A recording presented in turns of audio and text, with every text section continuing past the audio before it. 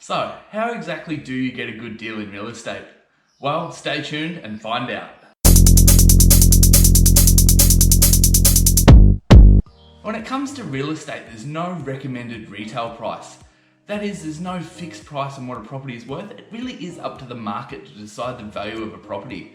And this is where it creates a really great opportunity for investors to gain instant equity when they purchase, and a really good opportunity to manufacture growth into a property to really bring up that value. So when I talk about a recommended retail price, that's when you look at a car, it might come with a recommended retail price of $24,000 drive away. Where real estate doesn't have that price, it is up to the market to decide what it's willing to pay for a property. And the market often gets this very, very wrong, especially when looking at older suburbs. When you're looking at newer suburbs where each house is pretty much generic to the next, the market does seem to get these prices pretty correct, and you will see there's often a very small variance between what one property sells for and the next. Where in an older suburb where people have done extensions, people have done renovations, you will see the value of properties drastically change from one to the next. So one property might sell for $300,000 and the property next door might sell for $450,000.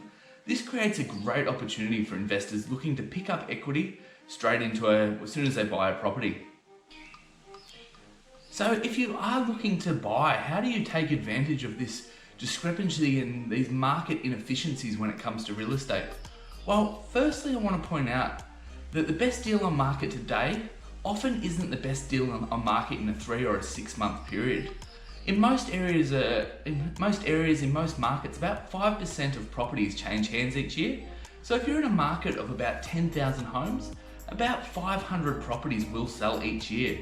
So you really want to make sure that you're picking up the best deal in a 3 to 6 month window, and that's how you're really going to benefit on these market differentials. So when you go into a market, I really recommend spending at least 3 months getting to know the market intimately, getting to know what is selling and what prices they're selling for, not just what people are asking for properties. There's often a huge difference between the asking price and what a property actually sells for. So really get to know the market intimately, learn what properties are selling for, and study the market for at least a 3 month period.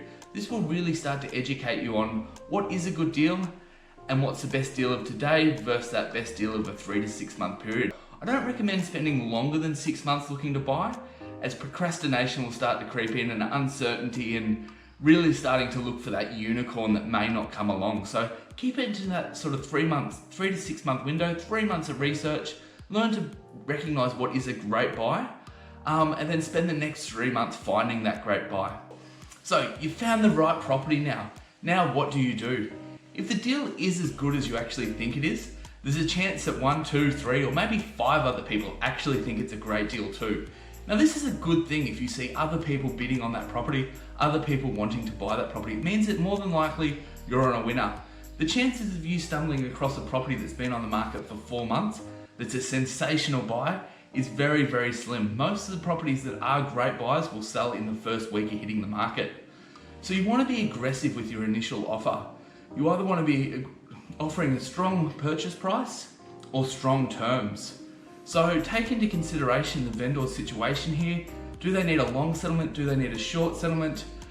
What sort of position are they in? If you really work out that and talk to the agent, you will be able to put together an offer that's not just appealing on price, but also appealing on terms.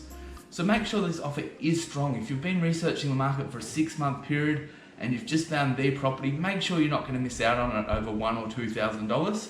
Be competitive with what you offer, and that way you've got a much higher chance of securing that deal and gaining that instant equity. So there you have it, guys. There's a bit of an understanding of what I go through personally when I'm looking at a deal. I want to thoroughly understand the market. I then want to research and find the exact property that's the best deal on the market in a 3 to 6 month window, not the best deal on the market today. They're often two very different things. And then when it comes to offering on the property, I want to be putting forward a strong offer that the vendors are likely to consider. Keep in mind as well at this point in time that time does have a way of killing all deals, so make sure you move fast. Be in a position where your finances are ready to go, that you are able to move fast when that right deal comes along. And also make sure you hit that like button. So there you have it, guys, a little bit of an insight If you have enjoyed this video, make sure you subscribe. We put out a heap of content on this channel and love bringing you new tips.